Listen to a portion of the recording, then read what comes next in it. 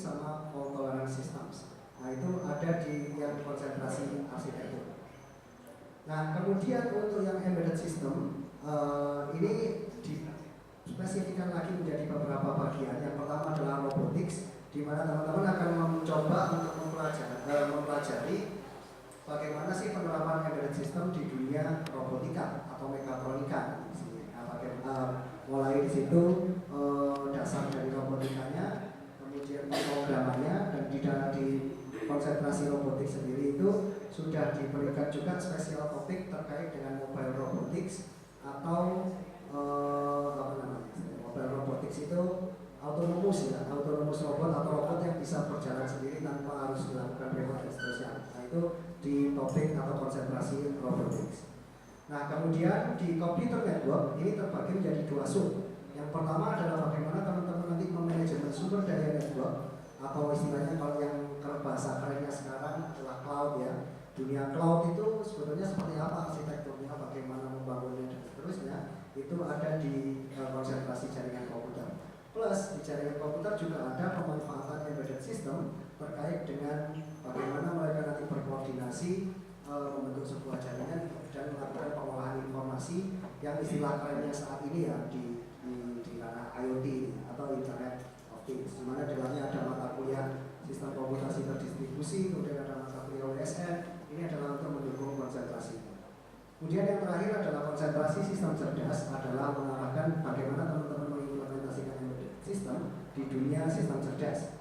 Nah, ada dua spesial topik yang ditawarkan di sistem cerdas ini. Pertama, teman-teman bisa mengambil yang di mata kuliah teknologi sistem cerdas. Itu nanti ada terkait smart home, smart building, hingga smart city. Itu adalah bagaimana teknologi-teknologi yang ditawarkan. Nah, kemudian yang kedua adalah memahami pemanfaatan embedded system di dunia sistem cerdas, tapi lebih fokus ke arah medis. Makanya nanti ada mata kuliah sistem medis berbasis komputer. Nah, yang agar menjadi perhatian teman-teman di sini, MK pilihan konsentrasi untuk teknik komputer ini sudah saya tawarkan tiap semester, sehingga ada semacam saran yang saya sebetulnya berikan di sini. Untuk teman-teman terutama yang mungkin 2014, ini adalah saat di mana teman-teman akan menentukan konsentrasi. Nah, apakah teman-teman di sini nanti mau pilih robotics atau beberapa yang lain tadi?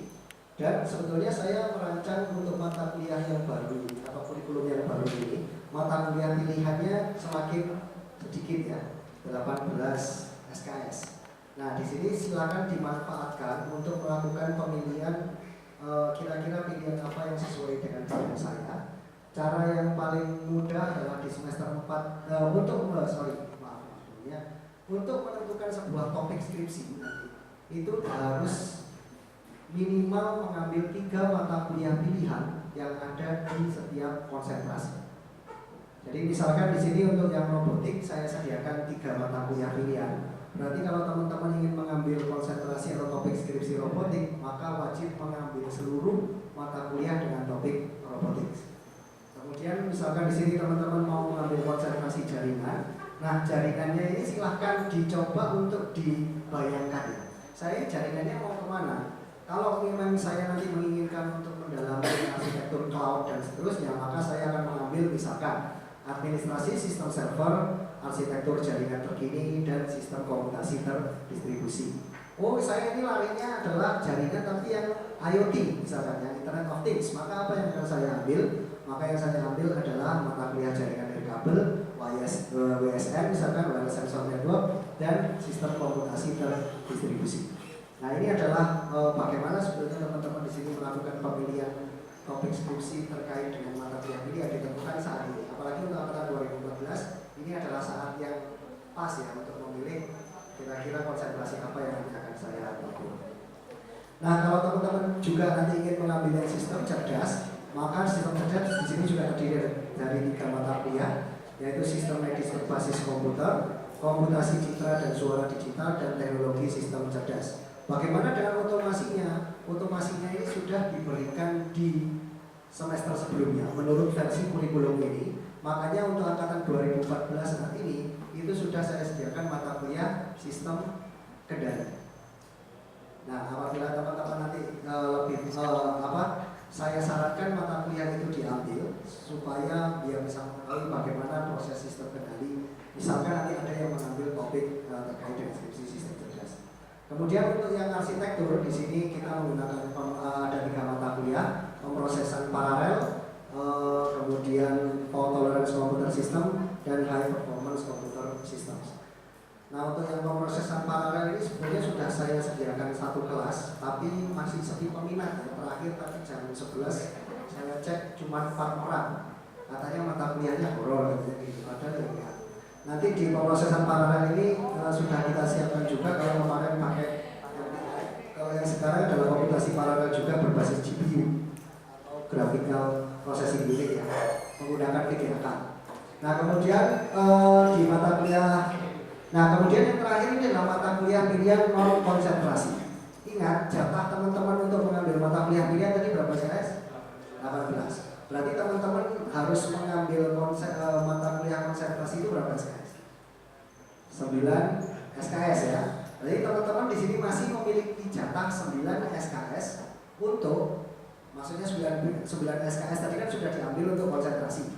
9 SKS yang saya bebaskan teman-teman ingin melakukan kombinasi terhadap konsentrasi atau menggabungkan mata kuliah konsentrasi dengan mata kuliah yang pilihan non konsentrasi.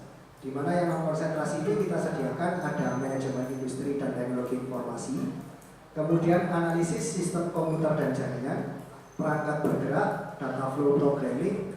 Mungkin sambil saya jelaskan ya, manajemen industri saya kira sudah umum. Bagaimana istilahnya kita punya modal berapa, operasionalnya berapa, BEP-nya atau break even point-nya, balik modalnya itu kapan. Nah, itu adalah yang diajarkan pada mata kuliah manajemen industri. Nah, kemudian untuk analisis sistem komputer dan jaringan ini akan saya wajibkan sini dalam tanda kutip ya, bagi yang nanti menginginkan untuk mengambil topik mata kuliah yang sifatnya adalah analisis. Nah, kalau tapi di profil lulusan kan tadi kita rekayasa engineer semua ya. Tapi kan tidak menutup kemungkinan teman-teman nanti mengambil sebuah judul dengan melakukan sebuah analisis. Misalkan ini secara mudah membandingkan Raspberry Pi dengan Intel itu apa? Galileo, misalkan seperti itu. Dan sisi untuk melakukan komputasi apa? Nah, itu kan membandingkan. Itu kan nggak engineering ya, tapi kita melakukan analisis. Maka teman-teman saya sarankan untuk mengambil mata kuliah analisis sistem komputer dan jaringan. Nah, di situ diajari metrik pengukuran, perbandingan dan seterusnya. Nah, kemudian ada mata kuliah lain perangkat bergerak atau mobile devices. Nah, ini perangkat bergerak ini mempelajari bagaimana arsitektur dari mobile atau perangkat-perangkat mobile seperti handphone, iPad, gadget dan seterusnya. Kemudian juga selain arsitekturnya juga sensor-sensor yang ada di dalamnya. Kemudian juga bagaimana kita melakukan pemrograman dasar ya, dasar pemrograman di Android untuk memanfaatkan sensor-sensor tadi. Itu adalah mata kuliah perangkat bergerak. Nah, kemudian data flow programming. Apa yang dimaksud dengan mata kuliah data flow programming di sini? Karena kita itu kerjasama dengan National Instrument, dan di National Instrument itu punya sebuah produk sebetulnya yang namanya adalah LabVIEW. LabVIEW ini adalah bahasa pemrograman sebetulnya. Tapi bahasa pemrograman dengan menggunakan LabVIEW ini tidak berbasis sintaks atau konsol seperti yang teman-teman lakukan selama ini. Saya yakin teman-teman dari semester dasar sudah belajar C, Python, warnanya yang RGB itu lah ya konsolnya. Nah, di sini ditawarkan sebuah konsep pemrograman dengan bentuk lain. Bagaimana kita nanti membuat sebuah program dengan aliran data atau data flow tadi dengan menggunakan aplikasi dari National Instrument yaitu LabVIEW. Nah, kemudian yang ketiga adalah pemrograman web. Saya kira nggak perlu dijelaskan pemrograman web, ya intinya web ya bagaimana kita mengcoding di website untuk aplikasi-aplikasi berbasis web. Nah, yang perlu kita ingat di sini pemrograman web ini adalah mata kuliah gabungan atau mata kuliah lintas. Kodenya di sini kodenya TIFF. Makanya di sini kita mengikuti TIFF karena di TIFF wajib dan mereka ada praktikumnya, maka di sini kita juga mengikuti. Berarti kalau mengambil mata kuliah pilihan ini juga diwajibkan mengikuti praktikum. Makanya besaran SKS 4 13.1. Kemudian bahasa Jepang dasar saya kira sudah jelas. Interaksi manusia dan komputer ini juga menjadi pilihan. Kemudian Kapitas Recta adalah Current Issues of Computer Engineering. Apa yang dimaksud dengan mata kuliah Kapitas Recta ini? Kapitas Recta ini adalah mata kuliah yang membahas topik-topik riset terkini di dunia teknik komputer.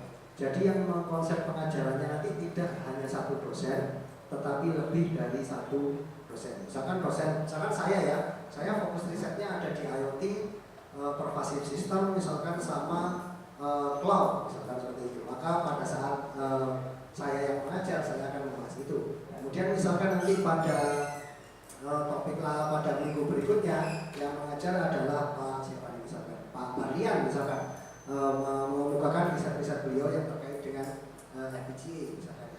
Kemudian Pak Rizal Maulana misalkan yang medis, kemudian seterusnya akan mengarahkan istilahnya minat-minat teman-teman di sini terkait dengan riset-riset terbaru yang ada di dunia teknik komputer. Nah di sini sebetulnya untuk mata kuliah pilihan nanti itu sudah saya berikan saran. Jadi kalau untuk mahasiswa yang angkatan 2014 sebaiknya berarti kan mengambil mata kuliah dasar untuk setiap konsentrasi atau salah satunya. Misalkan teman-teman, oke lah saya pengen masuk ke robotik, maka sangat disarankan teman-teman ketika mengambil mata kuliah semester ini maka mengambil mata kuliah robotik seperti ini. Misalkan teman-teman nanti ingin memasuki konsentrasi yang jaringan komputer, maka ambil jaringan nirkabel. Misalkan nanti teman-teman ingin masuk ke yang sistem cerdas, maka ambil yang sistem medis berbasis komputer. Misalkan teman-teman nanti ingin mengambil yang konsentrasi arsitektur, maka ambillah pemrosesan paralel. Nah ini semester ini sudah saya tawarkan robotik 2 kelas, jaringan nirkabel 2 kelas, sistem cerdas 2 kelas, pemrosesan paralel 1 kelas. Nah silakan nanti bagi teman-teman 2014 mulai jam nanti ya 0001 ya. Itu sudah mulai PNS-an atau yang mungkin sudah ada yang curi-curi start kemarin. Nah itu mungkin sudah itu terkait dengan mata kuliah pilihan konsentrasi. Ini adalah diagram alir. Saya kira diagram alir ini silakan baca spesifik di laporan. Kemudian yang terakhir adalah ini aturan penyetaraan dan peralihan. Saya akan bahas aturan peralihan dan penyetaraan ya. Nah, di sini yang pertama adalah aturan terkait mata kuliah yang berubah nama dan bobot SKS-nya di sini tetap. Contoh yang berubah nama dan SKS-nya tetap di sini apa? Pengantar teknologi informasi dan ilmu komputer berubah nama jadi pengantar ilmu komputer. Kenapa kok berubah nama? Supaya kelihatan nama fakultas dengan gitu. Kalau sebelumnya PTIK, sekarang berubah jadi FIK atau Filkom, Fakultas Ilmu Komputer. Kemudian desain sistem digital. Ini kalau di bahasa Inggrisnya apa? Digital sistem design misalkan. Nah ini berubah nama menjadi gerbang logika terprogram. Ini kita berpikir juga untuk memudahkan ketika nanti teman-teman misalkan akan ada yang studi lanjut keluar ya. Jadi kalau desain sistem digital sistem desain itu di sana itu masih kurang spesifik namanya. Makanya di sini namanya berubah menjadi gerbang logika terprogram atau nama bahasa Inggrisnya adalah programmable logic gates. Atau temanya apa itu ya? FPGA itu ya. Programmable logic gates ya.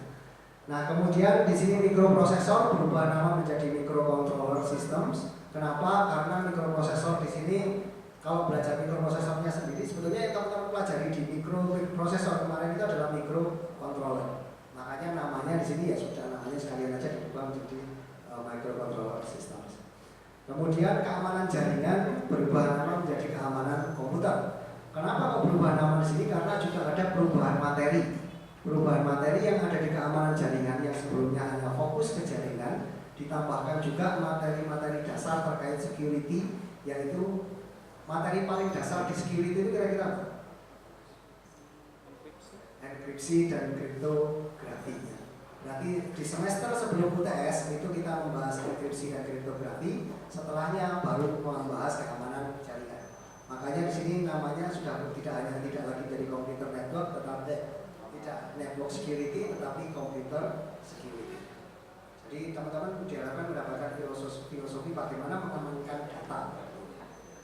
Kemudian jaringan komputer lanjut, ini juga namanya Advanced Computer Network gitu ya. Nah ini kita ubah namanya menjadi Network Administration. Kenapa? Karena memang kita fokusnya nanti adalah mengadministrasi atau mengelola jaringan. Sebentar ya kita break sebentar, ada besar.